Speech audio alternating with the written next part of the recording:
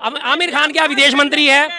ऐसे ऐसे आमिर खान जैसे सैकड़ों हजारों लाखों लोग वीजा लेके तुर्की जाते हैं, सारे के सारे गद्दार हैं, सारे के सारे गद्दार हैं।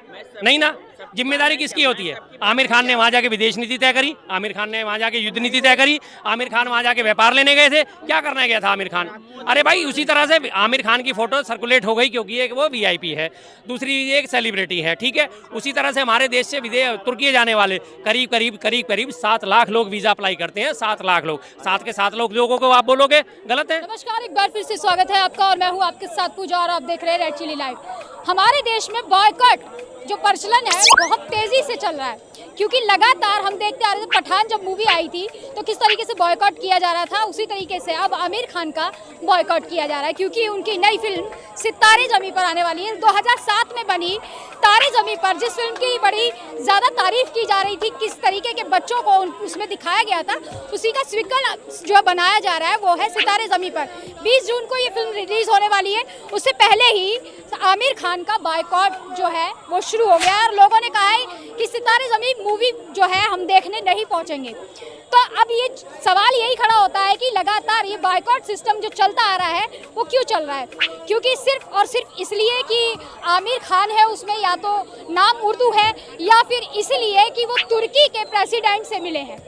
जी हाँ, तुर्की के प्रेसिडेंट से मिले आमिर खान, इसलिए हो रहा है।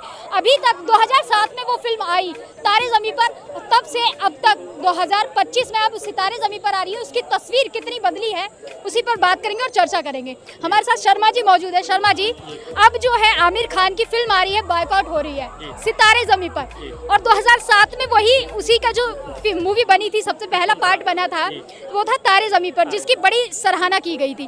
अब जो बॉयकॉट सिस्टम है बहुत एक्टिव हो गया है, लोग एक्टिव हो गए हैं और बॉयकॉट कर रहे हैं, इसलिए कि तुर्की के प्रेसिडेंट से मिलने गए थे आमिर खान, और तुर्की जो है अभी सपोर्ट कर रहा है दूसरा मुल्क जो हमारा दुश्मन देश है पाकिस्तान का सपोर्ट कर रहा है, तो इसीलिए उनका बॉयकॉट। जी जी, देखिए सबसे बड़ी बात यह है कि बाइकआउट कर रहे हैं अपने एक अभिनेता का, सिर्फ इसलिए कि कोई तुर्की के राष्ट्रपति से मिले थे, तो राष्ट्रपति से हमारे प्रधानमंत्री भी जाके मिले थे, खूब गलबैयाँ करके आए हैं वहाँ के राष्ट्रपति से, तो बाइकआउट प्रधानमंत्री भी होना चाहिए। अगर सिर्फ एक व्यक्ति का दूसरे व्यक्ति से मिलना ही बाइकआउट का कारण बनता है तो सबसे ज़्यादा जिम्मेदार तो हमारे प्रधानमंत्री हैं, और सारी नीतियों का संचालन वो करते हैं, देश के प्रधानमंत्री हैं। आमिर खान क्या हैसियत रखते हैं? एक फिल्मकार ही तो हैं, मात्र एक फिल्मकार है। फिल्मकार के जाने आने से फ़र्क क्या पड़ेगा? क्या वो तुर्की के साथ विदेश नीति बना सकते हैं? क्या वो युद्ध नीति बना सकते हैं? क्या वो व्यापार नीति बना सकते हैं? कुछ नहीं, सिर्फ एक आम पर्यटक के तौर पे वो जाएंगे, मिल के आएंगे। ठीक है, हमारी फिल्म इंडस्ट्री में थोड़ा सा बड़ा नाम है तो तुर्की के राष्ट्रपति ने उन्हें बुला लिया होगा, इससे क्या फ़र्क पड़ जाएगा? क्या तुर्की अपनी नीतियाँ बदल देगा? नीतियाँ बदलेगा तो किसके साथ बदलेगा? राष्ट्रपति और प्रधानमंत्री की जो मीटिंग होगी उनमें नीतियाँ तय होती है ना। तो अगर नीतियाँ गलत हैं या उससे मिलना गलत है, तुर्की के राष्ट्रपति से मिलना गलत है, तो इसके सर्वाधिक गुनहगार तो हमारे प्रधानमंत्री जी हैं। प्रधानमंत्री का सबसे पहले बाइकआउट होना चाहिए। आप क्यों गए थे? क्यों आपने तुर्की को सहायता राशि भेजी थी और अभी फिर भेज रहे हैं? क्यों आपने तुर्की को दवाइयाँ भेजी? क्यों आपने तुर्की को जो है कपड़ा भेजा, दवाइयाँ भेजी, अनाज भेजा, सब चीज़ें भेजी? आपने क्यों भेजी? जबकि वो हमारे दुश्मन देश के साथ खड़ा हुआ है, तो बाइकआउट तो प्रधानमंत्री होना चाहिए ना। बाइकआउट आप आमिर खान करके क्या हासिल कर लोगे? आमिर खान को बाइकआउट करके आप क्या हासिल कर लोगे? उसकी फिल्म नहीं चलेगी, एक ना चले, क्या फ़र्क पड़ता है? क्या तो प्रधानमंत्री है, इसलिए देशों में जाकर के मिलना भी पड़ता है प्रेसिडेंट से भी, और वहाँ के जो भी होते हैं जिम्मेदार उनसे भी मिलना पड़ता है। ठीक है जी, मिलना पड़ता है, लेकिन आप ये तो देखिए कि आप मिल किससे रहे? दुश्मन से जाके गले मिल रहे हैं। दुश्मन का दुश्मन, दुश्मन का दोस्त हमारा दुश्मन है ना। हम कहते हैं दोस्त का दोस्त हमारा दोस्त, दुश्मन का दोस्त था दुश्मन।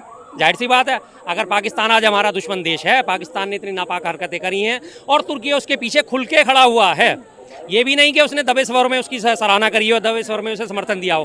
तुर्की ने खुल के कहा मैं पाकिस्तान के साथ हूँ।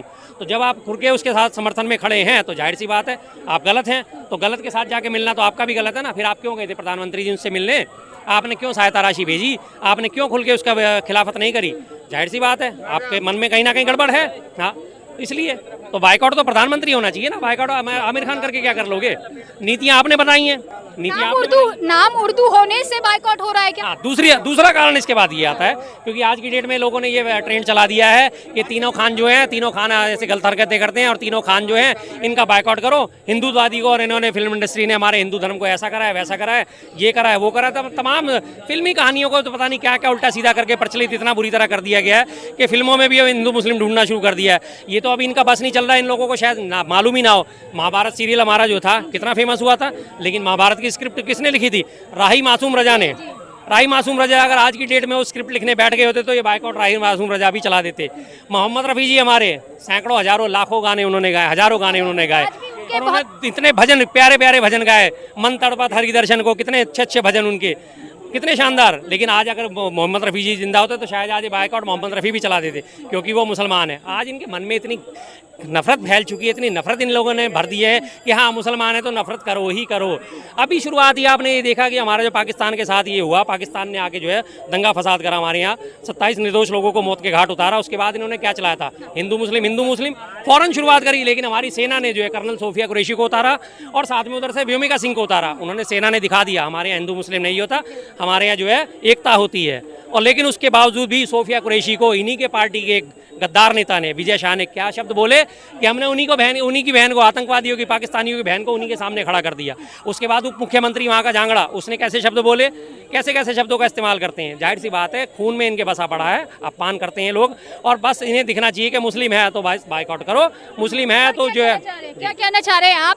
मैं पहले आपको सवाल बता दूं कि किस पर बात हो रही है। बात हो रही है आमिर खान की फिल्म जो आई है सितारे ज़मीं पर, उसका बाइकआउट हो रहा है क्योंकि आमिर खान है, और दूसरा वो तुर्की के प्रेसिडेंट से मिलने गए हैं, इसलिए उनका बाइकआउट हो रहा है। इससे पहले भी पठान मूवी का बाइकआउट किया गया था। मैं यही पूछ रहा हूँ, आमिर खान तुर्की क्यों गए मिलने, अमिताभ बच्चन क्यों नहीं गए, हाँ अजय देवगन क्यों नहीं गए, क्यों आमिर खान को क्यों बुलाया गया, क्यों गए? नहीं, जब उनको पता है इस देश के हालात, इंडिया पाकिस्तान में जंग चल रहा है, इस बीच में जाने की जरूरत क्या थी? भाई साहब बहुत पुरानी बात है वो, आपको थोड़ा सा जानकारी दे दूं, कम से कम गए हुए उन्हें 1 साल से ऊपर हो चुका है, 1 साल पुरानी उनकी फोटो है। ये जंग तो अब हुई है, जंग अब हुई है, और अगर उनका जाना गलत है तो उससे ज्यादा जाना गलत तो प्रधानमंत्री साहब का है ना। प्रधानमंत्री पूरे देश की जिम्मेदारी उठाते हैं। आपका अभिभावक ही जाके दुश्मन से मिले तो आपका अभिभावक गलत है, आपका छोटा बच्चा गलत है। मोदी जी ने तुर्की में जाते हैं मिलने के लिए नहीं, वहाँ से कंपनी लाने के लिए, प्रोजेक्ट लाने के लिए, व्यापार लाने के लिए जाते हैं, वहाँ मीटिंग नहीं करने जाते हैं। अगर ऐसा बात है तो अमेरिका भी जाते, चाइना भी जाते, तो यहाँ भी गलत हो गए। तब ये तो बांग्लादेश में भी जाते हैं तो वो भी गलत है। ये कौन सी बात है? अगर व्यापार की बात करी, व्यापार लाने जा रहे हैं वो भी दुश्मन देश में, कितनी यार आपकी रहमदिली है भाई, दुश्मन देश को अपने यहाँ बुला के और उसे व्यापार का अवसर दे रहे हो। वाह भाई वाह, बहुत बढ़िया साहब, बहुत बढ़िया, बहुत बढ़िया। दुश्मन देश में इतने रहम, बहुत बढ़िया। इनसे पूछा 1971 में तो अमेरिका भी तो दुश्मन था भारत का, तो फिर क्यों वहाँ लोग जाते हैं जॉब करने के लिए, क्यों जा रहे हैं? फिर जब दुश्मनी जब निकाल रहे हैं, दुश्मनी किसी देश से, किसी भी चीज से दुश्मनी नहीं निकालते। हमें जिस चीज से प्रॉफिट है ना, उस चीज को ये लोग मानते हैं। तो फिर तो आपको पाकिस्तान से भी प्यार होगा। पाकिस्तान में से क्या चीज हमको दे रहा है? आपको पाकिस्तान से प्यार होगा। पाकिस्तान से छुआरे आते हैं, किशमिश आती है, अंजीर आते हैं, सूखे मेवे आते हैं, है ना, फिर तो आप खाते होगे। नहीं मैं गलत हूँ, पान आता है, पान आता है, पाकिस्तान से पान नहीं आता, पाकिस्तान से प्याज भी आती है। जब हमारे यहाँ प्याज का संकट हो जाता है, पिछली बार ही 50,000 टन प्याज मंगाई गई थी पाकिस्तान से, और आपने डट के खाई होगी। कौन बोला? सरकार बोली। नेफेड ने 50,000 टन का प्याज का आयात करा था। जो देश आटे के लिए लड़ रहा है, तेल के लिए लड़ रहा है, पेट्रोल के लिए लड़ रहा है, कैसे कोई दे देगा बताइए? कैसे वो प्याज देगा? मोबाइल जेब में है ना, मोबाइल जेब में है। अरे सर मोबाइल में फिर किस पे सर्च करोगे, फिर किस पे सर्च करोगे? वहाँ पे जंग क्यों लड़ रहे हैं आटे के लिए, प्याज के लिए? सर्च किस पे करोगे ये बताइए? देता कौन है? जो भिखारी हो देगा या जो राजा हो देगा? बताइए। राजा दान करेगा कि भिखारी? आटे के लिए मार रहा है, आटे के लिए मर रहा है जो देश अपने मुल्कों को, अपनी जनताओं को रोजगार नहीं दे पा रहा, वो हमारे देश को आटा पिया देगा? क्या लॉजिक है सर? यही लॉजिक तरह तुम्हारा लॉजिक ऊपर करता हूँ। तुर्की जैसा देश जिसे हम सहायता राशि भेज रहे हैं, जिसे हम टनों के हिसाब से जो है खाद्य सामग्री भेज रहे हैं, टनों के हिसाब से हम दवाइयाँ भेज रही हैं, और मिलियन रुपीज में, मिलियन डॉलर में हम उसकी मदद कर रहे हैं, वो साला भिखमंगा देश हमारे यहाँ आके इंडस्ट्री लगाएगा? वो भिखमंगा देश हमारे यहाँ इंडस्ट्री लगाएगा? नहीं, तुर्की भी डेवलप कंट्री है सर, ऐसा मत बोलिए। तुर्की डेवलप कंट्री है, ठीक है, वो भी आकर यहाँ पे डेवलप कर रहा है। आप भी डेवलप कंट्री बोल रहे, तो आपका भी बॉयकॉट हो जाएगा फिर तो? क्यों हमारा बॉयकॉट होगा? डेवलप कंट्री है, मोदी जी गए वहाँ पे। आमिर खान का भी तो बॉयकॉट? नहीं, आमिर खान गए हैं तो मैं पूरा अमिताभ बच्चन क्यों नहीं बुलाते ये लोग? अजय देवगन क्यों नहीं खाए? आमिर खान ऐसा क्यों नहीं बुला रहे हैं? ये गलत बात है ना। अमिताभ बच्चन को क्यों नहीं बुलाया? ठीक है जी, अमिताभ को छोड़ो, आप कौन गया और कौन नहीं गया उस चीज से हमें कोई मतलब नहीं। सीधी बात ये बताओ, मोदी जी क्यों गए? आमिर खान क्या विदेश मंत्री है? ऐसे आमिर खान जैसे सैकड़ों हजारों लाखों लोग वीजा लेके तुर्की जाते हैं, सारे के सारे गद्दार हैं, सारे के सारे गद्दार हैं। नहीं ना, जिम्मेदारी किसकी होती है? आमिर खान ने वहाँ जाके विदेश नीति तय करी, आमिर खान ने वहाँ जाके युद्ध नीति तय करी, आमिर खान वहाँ जाके व्यापार लेने गए थे। क्या करने गया था आमिर खान? अरे भाई उसी तरह से आमिर खान की फोटो सर्कुलेट हो गई क्योंकि एक वो वीआईपी है, दूसरी एक सेलिब्रिटी है, ठीक है। उसी तरह से हमारे देश से तुर्की जाने वाले करीब 7 लाख लोग वीजा अप्लाई करते हैं। 7 लाख लोग, 7 के 7 लोगों को आप बोलोगे गलत है? मैं सबकी बात तो नहीं कर रहा सबकी बात क्यों हूँ, नहीं मैं कर पूछ रहा हूँ आमिर खान क्यों गए, अमिताभ बच्चन क्यों न गए? क्यों गए, इस बात का भी जवाब दे दो। मोदी जी ही क्यों गए, वो इस बात का जवाब भी दे दो। व्यापार लाने गए हैं, व्यापार लाने गए थे। के देश से व्यापार लाने गए, वो भी तो बता रहे हैं। क्यों तुर्की भिखारी देश है? कौन बोला तुर्की भिखारी देश है? भाई साहब को तुर्की में बड़ा सर, तुर्की भिखारी देश नहीं है। मोबाइल आपकी जेब में होगा, अभी मोबाइल निकालो।